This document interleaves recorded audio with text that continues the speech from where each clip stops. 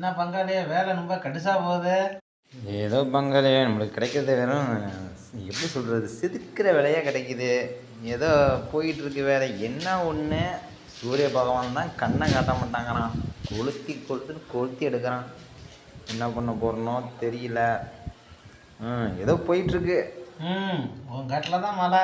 ஆமாம் மகளே, ஏதோ வேலைக்கு வர சித்தாள்கிட்டே போய் பேசிக்கிட்டு இருக்காம என்ன சரி சரி எனக்கு ஒன்றும் புரியலையா.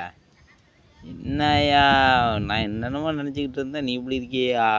கல்யாணம் பண்ணி 3 புள்ள பெற்றுட்ட, போய் சித்தாள்கிட்ட வளைஞ்சிக்கிட்டு இருக்கேன்னு சொல்லிட்டு உன் மேலே கம்ப்ளைண்ட்டாக வந்துக்கிட்டு இருக்க. என்ன செய்தி, உண்மைதானா இல்லை அதுவும் பொய்யா? நான் பார்த்து சொல்லு, எனக்கு என்னத்த சொல்கிறதுன்னு ஒன்றும் தெரியல. நல்லா இருந்தால் சரி. ஐயோ அப்படிலாம் இல்லையா, நீ எதுவும் கலப்பிட்டு போயிடாதயா.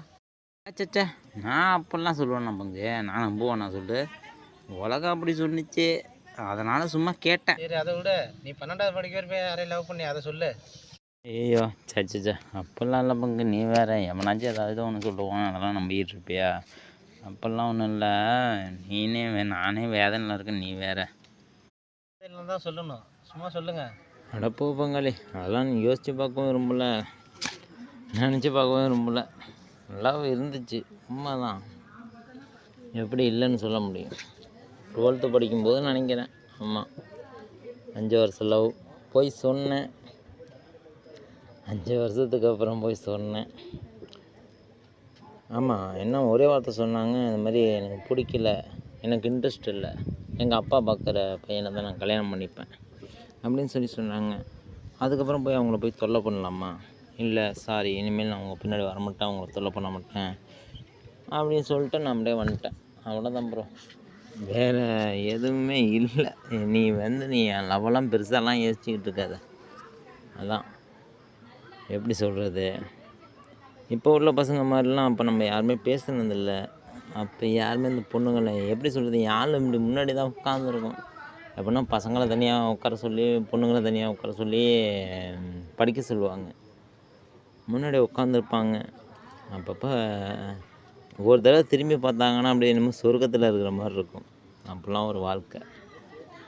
சரி, நம்மளை தான் திரும்பி பார்க்குறாங்க, நம்மளை தான் லவ் பண்ணுறாங்க அப்படின்னு சொல்லிட்டு நம்பி போய் சொன்னது தான். இந்த பொண்ணுங்க ஒரு விஷயம் சொல்லிக்கிற மங்காளி, இந்த பொண்ணுங்க நம்மளை பார்க்குறாங்க அப்படின்னு நினச்சிட்டு நம்ம போய் தப்பாக நினச்சிட்டு அவங்கள்ட்ட போய் லவ்வாக சொல்லிடக்கூடாது.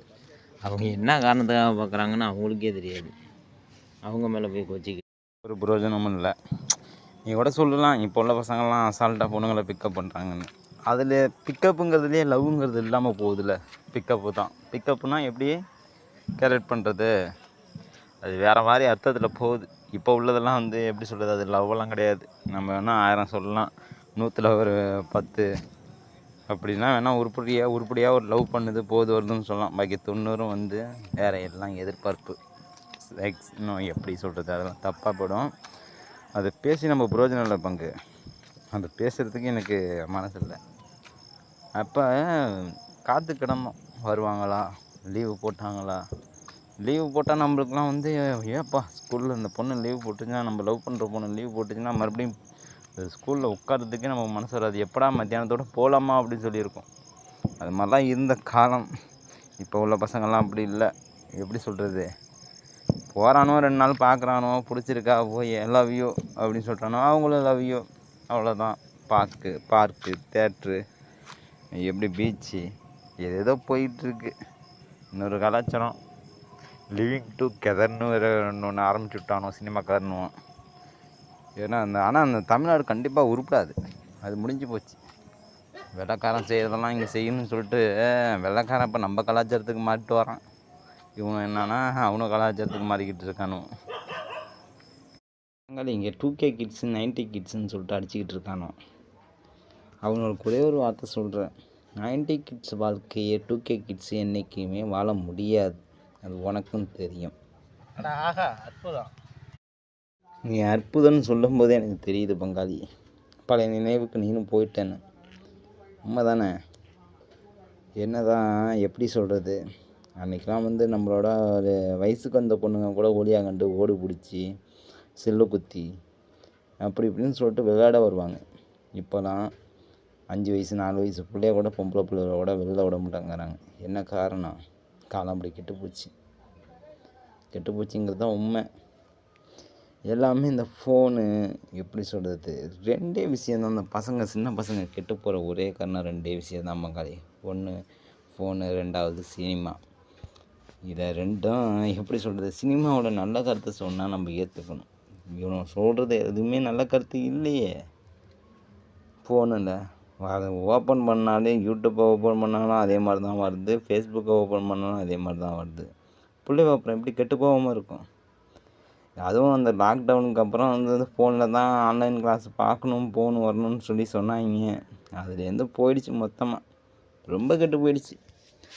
இப்போ 12 வயசு புள்ள, வயசுக்கு வராத புள்ள இப்போ இதுங்கெல்லாம் லவ் பண்ணுறாங்கன்னு சொல்லும்போது, லவ் பண்ணுறேன் அவன் என் ஆள் அப்படின்னு சொல்லி நம்ம ஒவ்வொரு இதெல்லாம் பார்க்கும்போது கேட்கும்போது நம்மளுக்கு வர்ற டென்ஷன் இருக்க, என்னடா அது நம்ம நாடு, நம்ம இது தானே, நம்ம ஊர் தானே அப்படின்னு சொல்லிட்டு இருக்குது. நான் சொல்கிறது ரைட்டாக தப்பா நீ சொல்லு. பங்கு இது எங்கள்கிட்ட தான் சொல்லலாம், உலகத்தை சொல்ல முடியாதுல்ல. இதை உனக்கு சொல்லணும்னு அவசியம் இல்லை பங்கு. நீனும் என்ன மாதிரி அந்த இதில் இருந்த ஆள் தான். உன்னுக்கிட்ட சொல்லி ஒரு பிரயோஜனமும் இல்லை, எனக்கு தெரியும். நீ எல்லாம் அப்படிலாம் இல்லாத ஆள். இப்போ உள்ள பசங்களுக்காக சொல்கிறேன், அவ்வளோதான். என்னத்தை சொல்ல, ரொம்ப கெட்டு போகிறாங்க. என்ன சொல்கிறாங்க, இந்த கஞ்சா பழக்கம், கஞ்சாவையே அப்பா நான் நினச்சி கூட பார்க்கல இப்படி தமிழ்நாடு ஆகும், இப்படி தமிழ்நாட்டு பசங்க இப்படி இருப்பாங்க அப்படின்னு சொல்லி. தமிழ்நாட்டில் எந்தெந்த ஸ்டேட்டில் எங்கெங்கே குடிக்கிறாங்களாம் தெரியாது. ஆனால் எனக்கு தெரிஞ்சு எப்படி சொல்கிறது, எனக்கு தெரிஞ்சே நிறையா பசங்க நம்மளோட பழகின பசங்க, நம்மள்ட்ட பேசின பசங்க, ஸோ எப்படி சொல்கிறது, அவங்களாம் போய் இந்த கஞ்சா குடிக்கிறானுவோ, வரானுவோ. ஆனால் அப்போ உள்ள ஆளுங்க யாரும் பெருசாக கஞ்சா குடிக்கிற மாதிரி நான் பார்க்கவே இல்லை. இப்போ உள்ள பசங்க அந்த லாக்டவுன் போட்டதுலேருந்து இந்த சரக்கு கிடைக்காம இருந்துச்சா, அதுலேருந்து ஆரம்பிச்சிட்டாகணும் எல்லாம் கஞ்சா அடிக்கிறதுக்கு அப்படின்னு சொல்லிட்டு. கஞ்சா அடிக்கிறதுல எவ்வளோ பெரிய கெடுதல் தெரியுமா? நல்லா பசி எடுக்கும். சரி பசி எடுக்குது, நம்ம உடம்பு அப்படி ஊறிடும் போயிடுவோம்னு நினைப்பானுங்க. ஆனால் கண்டிப்பாக உடம்பை உரிக்கிறோம், கொஞ்ச நாளில் ஆளை காலி பண்ணிடும். இது அவங்களுக்கு தெரிய மாட்டேங்குது. 2வது கஞ்சாவோட மிகப்பெரிய மிஸ்டேக் என்னன்னா, கஞ்சா அடித்து அவன்கிட்ட கத்தியை கொடுத்து அவனை குத்துவான். இதான் இப்போ நாட்டில் நடந்துக்கிட்டு இருக்கு. நீங்கள் சொல்கிறீங்களா, ஒரு பொம்பளை பிள்ளைய போய் குத்தி லவ் சொல்லி லவ்வை ஒத்துக்கலை, குத்தியெல்லாம் குத்தி விட்டான்னு, அதெல்லாம் அதில் சேரும். ஏன்னா அவங்களுக்கு என்ன பண்ணுறோன்னா அவங்களுக்கு தெரிய மாட்டேங்குது.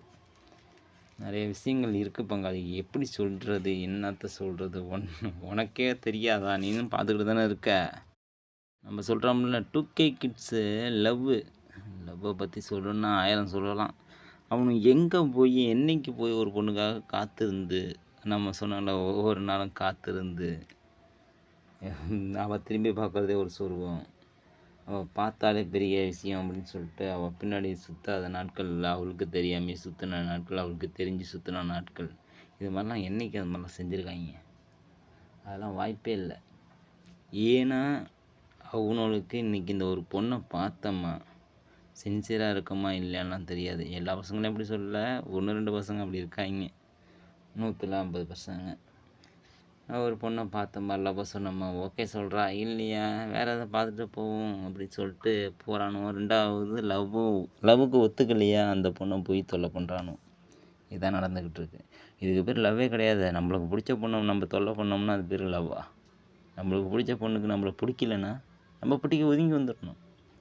நானும் அதான் செஞ்சேன். எப்படி சொல்கிறது, காலம் ரொம்ப மாறிட்டு போகுதுன்னு நினைக்கிறேன். ரொம்ப கெட்டு போயிட்டோம். பசங்க சொல்லி புரிய வைக்கிற அளவுக்கு இங்கே சினிமாவும் இல்லை. ஒன்று தெரிஞ்சிக்க பங்காளி, முன்னெல்லாம் சினிமா வந்து நல்ல கருத்துக்களை சொன்னாலும், குடும்ப கதைகளை சொன்னாலும், வெள்ளைக்காரன் லவ்வை வந்து ஒரு கிஸ்ஸில் முடிச்சிருவான். நல்லா தெரிஞ்சுக்க, ஹாலிவுட் படத்தில் ஒரு கிஸ்ஸை, ஒரு லவ்வை ஒரு கிஸ்ஸில் முடிச்சிடுவான், அதான் லவ்னு சொல்லி. இவனு அந்த ஒரு கிஸ்ஸுக்காகவே படம் எடுக்கிறானு. அந்த ஒரு கிஸ்ஸை லாஸ்ட்டில் காட்டுறதுக்காகவே கடைசி வரைக்கும் அந்த படத்தை மூவ் பண்ணுறானோ. இதில் நல்ல காரியம் கெட்ட காரியம் எதுவுமே சொல்கிறதில்ல. இது நல்லது கெட்டது எதுவுமே சொல்கிறதில்ல. ஏதோ பணத்தை போட்டோமா, பணத்தை எடுத்தோமா அப்படின்னு. நம்மளும் அங்கே போய் ஓடி போய் கொடியை கட்டிக்கிட்டு கொடியை பிடிச்சிக்கிட்டு, என் தலைவன்டா அந்த படம், அந்த கிஸ்ஸு சீன் அப்படி இருக்குது, என் தலைவன் சிகரெட் அடிக்கிறது அப்படி இருக்குது. யா என்னத்தை சொல்ல, இந்த நாடு உருப்புடுங்கிற மயிரோட உருப்படாது. என்னைக்கு நம்ம நான் தான் சொல்கிறேனே, கேரளாக்காரவங்களும் பைத்தியத்தனமாக தான் சினிமா பார்ப்பாங்க. எல்லாருமே சினிமா மேலே ஈர்ப்பு உள்ளவங்க தான், இல்லைன்னு சொல்ல. நம்மளுக்கு அதானே என்டர்டெயின்மெண்ட். நம்மள சினிமா திரையில் பார்க்குறவங்களுக்கு நம்மளை பிடிச்சி எல்லாருமே எனக்கு பிடிக்கும், நான் பிடிக்காதுன்னு சொல்லல. நான் என்ன சொல்கிறேன், கோடி கோடியே செலவு பண்ணி 100 கோடி ரூபா 200 கோடியோ சொல்கிறேன், செலவு பண்ணி உன் கெத்தை கட்டுறதுக்கு எதுக்கு படம் எடுக்கிற? அங்கே துப்பாக்கியால் அங்கே இடுப்புலேருந்து எடுத்து சொருகிறது சுடுறது, அங்கே அப்படி இருக்கிறது போகிறது வருது. நல்ல பசங்க, இப்போ உள்ள பசங்களாம் சின்ன பசங்க 2K கிட்ஸ்ன்னு சொல்லிட்டு தன்னை கெத்தாக நினச்சிக்கிட்டு திரியிற பசங்களுக்கு ஒரு நல்ல விஷயத்த சொல்லாமல், அப்போ உள்ளவங்க கூட கொஞ்சம் தேவைலாம் திருந்திருப்பான்னு நினச்சேன். இப்போ எல்லாம் மோசமாக இருக்கானு. 90 கிட்ஸும் சரி 2K கிட்ஸும் சரி சினிமாவை பார்த்து ரொம்ப மோசமாக இருக்கானு. லவ்வுங்கிறது அங்கேருந்து தான் ஆரம்பிச்சிச்சோ அப்படின்னு நினைக்கிறேன். எனக்கு ஒன்றும் புரியல. அங்கே நான் சொல்கிறது தப்புன்னு நினச்சா நீயே என்னை செருப்பால் அடி, இல்லை அந்த பசங்களே வந்து செருப்பால் அடிக்கிட்டோம். என்ன சொல்கிற? அங்கே நீ என்ன சொன்னாலும் எவனும் கேட்க மாட்டான், அவன் பொழப்பா வர பங்கு. பங்கு என் கண்ணு முன்னாடியே என் தம்பி கெட்டு போகிறான், என் மாப்பிள்ளை கெட்டு போகிறான், என் அண்ணன் கெட்டு போகிறான். அப்படிங்கும்போது எனக்கு வயிற்றுச்சலாக இருக்குமா இருக்காதா நீ சொல்லு? நான் இதெல்லாம் பேசணுங்கிறதுக்காக ஒன்று சொல்லணுங்கிறதுக்காக சொல்ல பங்காளியே. இவங்களாம் நினைக்கும் போது அந்த வயிற்றுச்சை தான், என்ன இப்படி போயிட்டுருக்கே நம்ம நாடு அப்படின்னு சொல்லிட்டுங்கிற வயிற்றுச்சை தான். இன்றைக்கி கேரளா சரி கர்நாடகா சரி அவன் வந்து பேன் இந்தியா மூவின்னு சொல்லிட்டு எல்லாம் எடுத்துக்கிட்டு இருக்காங்க. அதுவும் பெரிய ஈர்ப்பு உள்ளது, நல்ல கருத்தை தான் எடுக்கிறாங்கலாம், அப்படிலாம் கிடையாது. ஏதோ எடுக்கிறாங்க, அவங்களுக்கு ஓடுது. அந்த மாதிரி பேன் இண்டியா படம் ஆக்கணும்னு சொல்லிட்டு ஒரு ஸ்டாரை வந்து கெத்தாக காட்டணும்னு சொல்லிட்டு தான் இங்கே படம் எடுக்கிறானு. நல்ல கருத்துங்கிறது எந்த படத்துலையுமே இல்லை. இப்போது வந்த படத்தில் நல்ல கருத்தாக ஏதாவது ஒரு படத்தை சொல்லு. இருக்குது 1-2 படம் இருக்குது. ஏன் அந்த படத்துக்கு நம்ம ப்ரமோட் பண்ணுற மாதிரி அதையும் சொல்லி ரைட்டு சொல்லலாம், தப்பில்லை. டக்குன்னு நினப்பு இல்லைன்னு வச்சுக்க. பசங்க கெட்டு போகிறது 2 விஷயம் தான் பங்கு. இப்போ உள்ள பசங்களும் சரி அப்போ உள்ள பசங்களும் சரி எப்போ உள்ள பசங்களும் சரி. 1 சினிமா, 2 செல்ஃபோன் எல்லா வாழ்க்கையிலையும் போட்டி போட்டுருச்சு. நீ செல்ஃபோன் இல்லாத மனுஷனை பார்க்க முடியாது. குமிஞ்ச தலை நிமிராமல் போயிட்டே இருக்கிறோம். என்ன காரணம்? செல்ஃபோன். இன்றைக்கி யாருமே முகத்தை பார்த்து பேசுறதில்ல. சொந்த பிள்ளைகள்ட்டையும் சரி சொந்த பொண்டாட்டிகள்ட்டையும் சரி. இங்கே 2K கிட்ஸு 90 கிட்ஸுன்னு சொல்லிக்கிட்டு இருக்க எல்லா பசங்களுக்கும் சரி. நம்ம வந்து என்றைக்கு இந்த எப்படி செல்ஃபோனில் முழுகி கிடக்கிற கலாச்சாரத்தை விட்றோமோ அன்றைக்கி நம்ம வாழ்க்கை லைஃப்பில் முன்னேறி விடும்னு நான் நினைக்கிறேன். இந்த செல்ஃபோனாலேயே நிறைய பேர் வாழ்க்கை போயிட்டுருக்கு, அது எல்லாருக்கும் தெரியும். இப்போ அது கூட தான் நானே ட்ரை பண்ணுறேன்னு வச்சுக்க. இருந்தாலும் நல்லதை மட்டுமே எடுத்துப்போமே. செல்ஃபோனில் எதுக்கு கண்டதை பார்த்துக்கிட்டு கண்ட விஷயங்களை செஞ்சுக்கிட்டு. ஓகே, என்ன சொல்கிறதுன்னு தெரில பங்காளி. கண்டிப்பாக நல்லா இருப்போம்னு நினைக்கிறேன். எல்லாருமே நல்லா இருக்குன்னு நினைக்கிறேன். அவங்கவுங்க விஷயத்தில் கரெக்டாக இருந்துட்டோம்னா கண்டிப்பாக நல்லாயிருப்போம். செல்ஃபோன் யாரையும் குறை சொல்கிறதுக்காக இதெல்லாம் சொல்லலை. ஏதோ தோணுது, நம்ம மனசில் தோணும்ல, இதெல்லாம் சரியானால் நல்லாயிருக்கும் அப்படின்னு சொல்லி அந்த ஒரு ஏக்கம்தான், வேறு ஒன்றும் இல்லை.